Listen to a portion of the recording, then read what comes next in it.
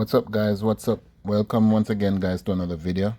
Thanks as always for tuning in, and let me, as always, say how appreciative I am for you guys to take time out of your busy schedule to tune into another video. All right, and guys, I have to remind you, to please remember to like the video, share the video, subscribe if you haven't already done so, and hit that notification bell. All right, and guys, please comment and let us know what you think about these videos and the contents and all of that good stuff. All right, and let me say, blessed love to you guys wherever you are in the world. You know we can't stress on that enough. We have to give thanks as always. All right, so guys, this first story that I'm bringing to you guys, you see that little thing on your screen there, right? Looking so fuzzy and nice, right? But yeah, it looks nice, but it's not so much. This is what they call it, Florida's puss caterpillar, right? Those little things that likes to go on your plants and all of that, right? So this puss caterpillar is one of the most venomous insects in the US to date, right? So it is being advised that, if you ever encounter something looking like this, please don't touch it, because it has some spikes that, it's real nasty when you get stick with it. So I'm gonna be giving you guys some information on this caterpillar.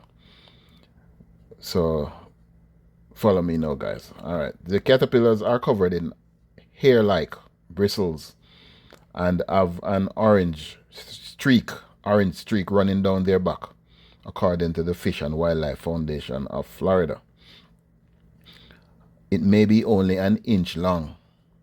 So guys, it's not as big as you're seeing it on the screen here. So you have to look out for these and try to remember not to touch these little insects, right? And for those of you guys, maybe you're not living in Florida, but you have relatives or friends living in Florida, pass this around, guys. Share the video so they can be aware of of these little insects here. All right, so it may be only an inch long, but you should still be sure to stay away from puss caterpillar in Florida. These small insects are one of the country's most venomous creatures, according to the non-profit Fish and Wildlife Foundation of Florida. The caterpillars are covered in hair-like bristles and have an orange streak running down their back. So for more information, guys, you can go on the Fish and Wildlife Foundation of Florida on their website. All right. So they are extremely toxic. The spines that runs down their back from the insect can stick to people's. I'm sorry, guys. Let me start over again. The caterpillars are covered in hair-like bristles and have an orange streak running down their back. The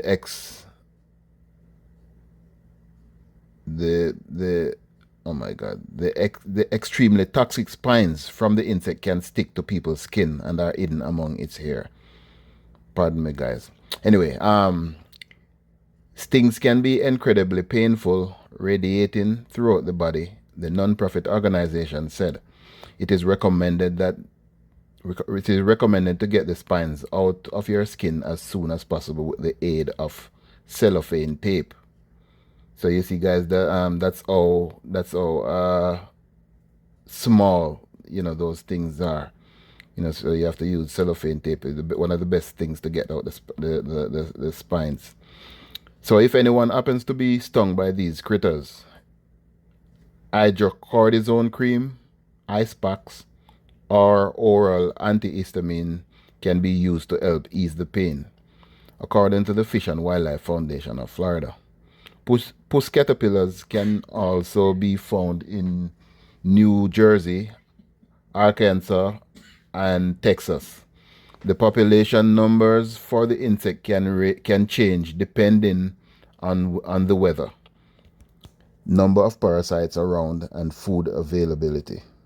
In the Sunshine State, it is most common to see the insects during the fall and spring on elm and oak trees, the non-profit organization says. While these interesting insects and their attractive larvae may catch your eye when exploring wild Florida, it is important to exercise caution around them, the Fish and Wildlife Foundation of Florida said on its website. To learn more about caterpillars and Fish and Wildlife Foundation of Florida, you can go on their website and check it out, guys, as I said before. So, guys, these are, some of the pictures that what they look like, so you guys can more be aware of what they look like, guys. And the next story, guys, that I'm coming to you with, this lady on the screen here, if you guys remember the incident of this mom that was suspected for drowning her kids in New York. Just some little more information on her and what happened with her, why she drowned her kids. So as you can see there, she that's when she was being taken away from the scene by the police, and they had to restrain her to hold her down on the gurney or whatever they call it. Okay, so the Brooklyn mom suspected of drowning her three children Monday was facing eviction from her apartment, battling custody issues and grappling with mental health woes before she allegedly killed the kids, the Post has learned.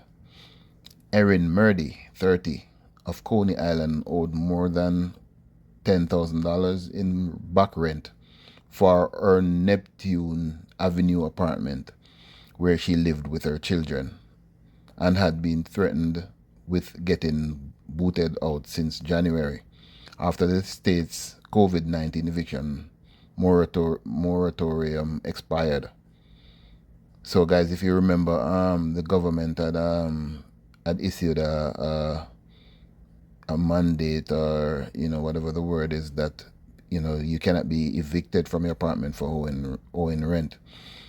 When COVID-19 started, so that's what they're talking about here. So I guess it ended, and she owed over $10,000 of back rent. And guys, that's the reason why when I heard that thing, I said I would never. I mean, it was supposed to be for people who are going through difficulties during that time. But, I think a lot of people misunderstood, what the government was trying to do. And they, a lot of people stopped paying their rent and other bills, and that is definitely a wrong move, or that would have been a wrong move in that time, because, these expenses, they are not going anywhere. So if you stop paying, then at the end of it, you're going to be owing all that back payments that you should have paid before, right? So that's even worse than trying to pay it month to month. All right. So the mom who allegedly told Kin she drowned her kids, 3-month-old Oliver, 4-year-old Liliana, and 7-year-old Zachary, on a nearby beach early Monday, had stopped paying her $1,531 a month rent in July 2021, and was served with an eviction notice days before the moratorium expired in January, records show. And there you have it, guys. Just as I said just now, she was paying $1,500 a month, right? And she stopped paying, and now she owed $10,000. All right, so you see, it didn't help her at all. So if I don't know, I didn't know about her situation, or what she was going through at that time, but I don't know. Maybe Just maybe she could have paid, maybe not. I don't know. Anyway, guys, let me continue. Relatives reached by the post on Monday said Murdy appeared unstable in recent years and had trouble maintaining consistent relationships. There was a time when Erin and I were in contact all the time, but in 2015 2016 she disappeared off the earth. I didn't know how to get in touch with her, Murdy's uncle, Levi Stephen, told the Post. Now I am faulting myself for that. She obviously needed help, and I can't help but think maybe I could have helped a little bit. So I am at a loss for words. It's not every day you lose 3 family members in one day, he said. Nobody wants to go to the funeral and see those 3 little bodies. Another uncle, Gene Stephen, 64, said Murdy didn't appear to have her life together. I don't think she could handle a relationship or anything like that. She didn't seem like she was that kind of person. She didn't seem like she was stable, the relative said. Anybody can go out and just fool around, but a person that's stable can settle down with one person. She didn't have her life together enough to do that. Around 1 a.m.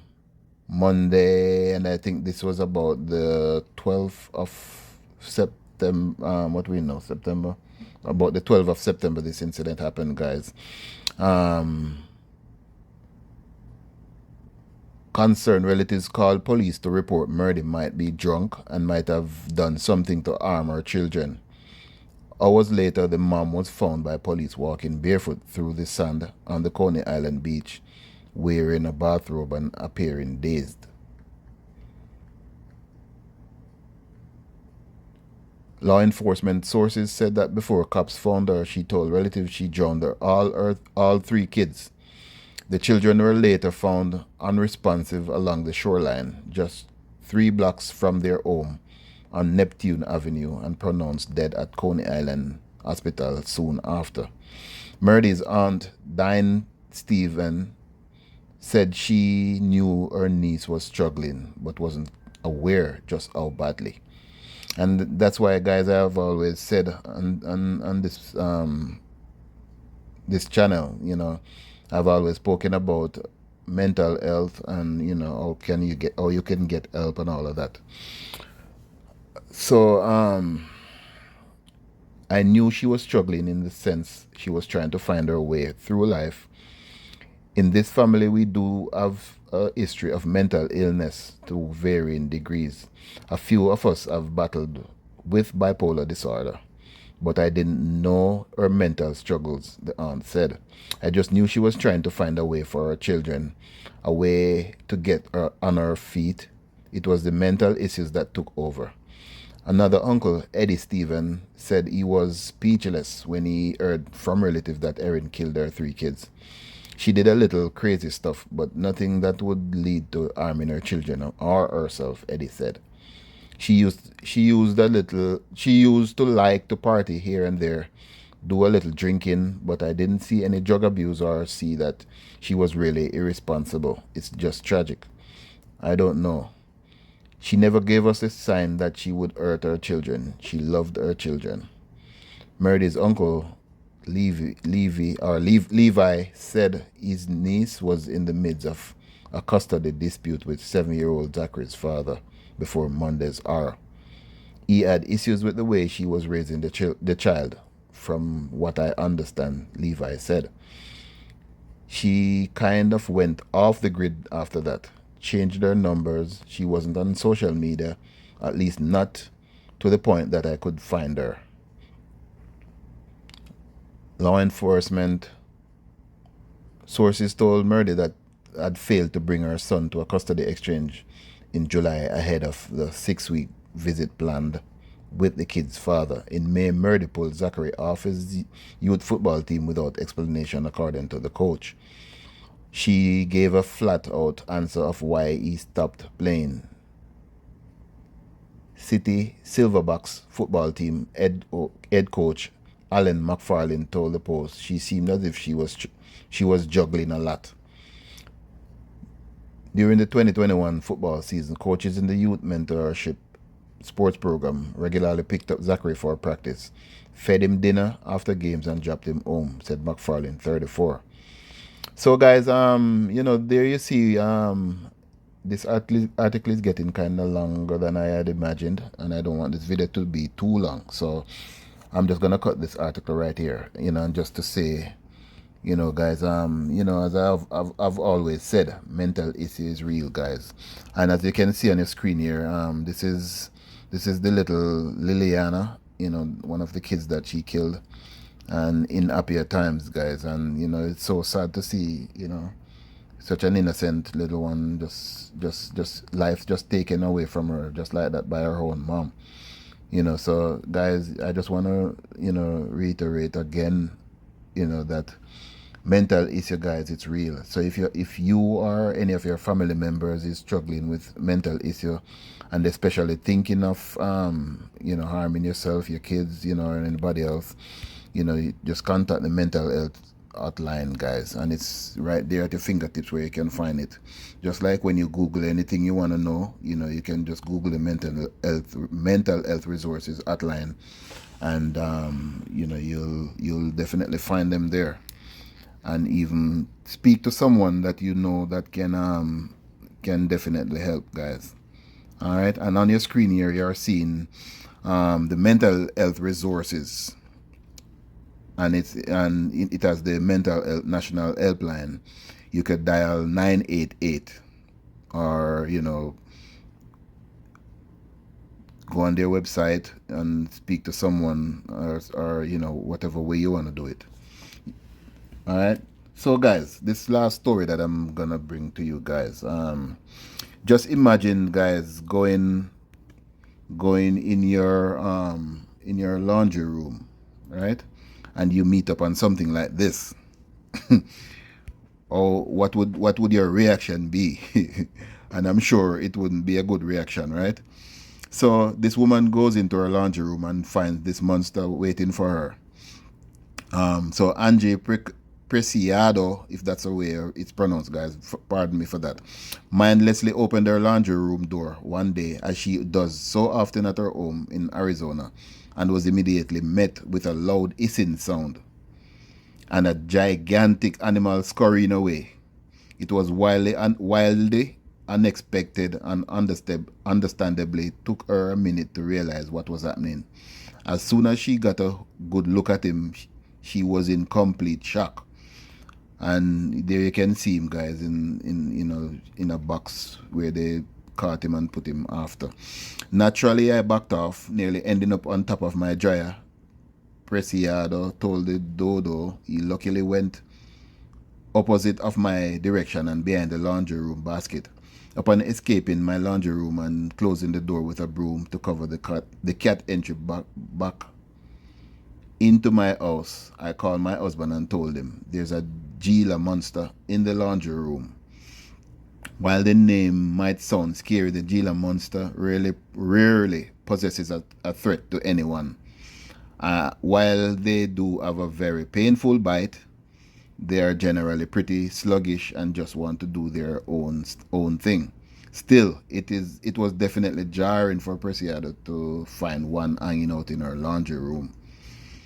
Wow, I would probably go crazy. And looking at this thing, guys, just on the screen here, it does kind of seem like it's not real, right? Because when I just saw this thing, I thought it was a fake robot, one of those fake robot things, right?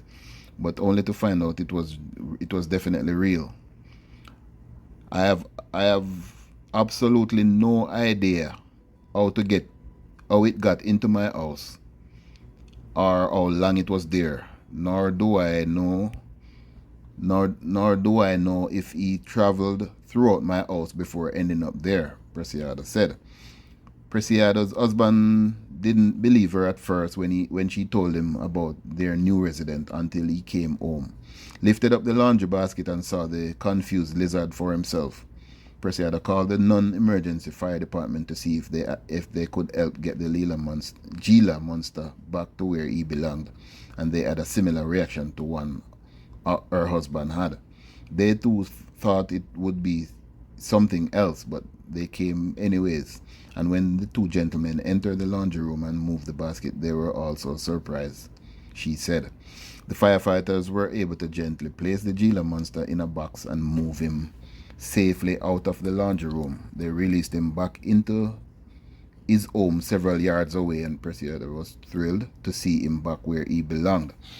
And guys, I had to Google this Gila monster because I didn't know what it really was, to be honest. So it says the Gila monster, you guys can read it for yourself. The Gila monster is a species of venomous lizard native to the southwestern United States and the northwestern Mexican state of Sonora. It is a heavy, typically slow-moving reptile up to 56 centimeters, 22 inches long, and is the only venomous lizard native to the United States. And for more information, guys, you can check out the Wikipedia and that. So guys, I'm sorry this video took this long. You know, I hate long videos, guys, so I always try not to make it too long. So thanks for sticking with me, guys, and you know, please remember to like the video, share the video, subscribe if you haven't already done so, and hit that notification bell. All right, and guys, please comment and let us know what you think about the contents and, you know, anything I said or whatever. All right, blessed love, peace.